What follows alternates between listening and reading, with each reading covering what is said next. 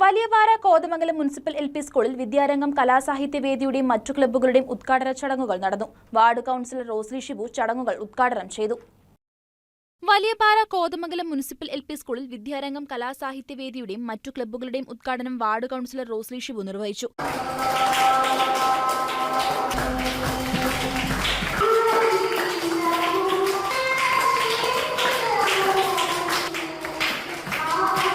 നൃത്ത അധ്യാപിക ശ്രീഷ്മ വിപിൻ വിശിഷ്ട അതിഥിയായി എത്തി. കുട്ടികളുടെ പാഠഭാഗവുമായി ബന്ധപ്പെട്ട വിവിധ കലാപരിപാടികളും രക്ഷകർത്താക്കളുടെ നാടൻപാട്ടും ഉദ്ഘാടനത്തിന്റെ മാറ്റുകൂട്ടി. പ്രധാന അധ്യാപിക പ്രീത ബി സ്വാഗതവും ദിവ്യ ഇ.എസ്. നന്ദിയും രേഖപ്പെടുത്തി.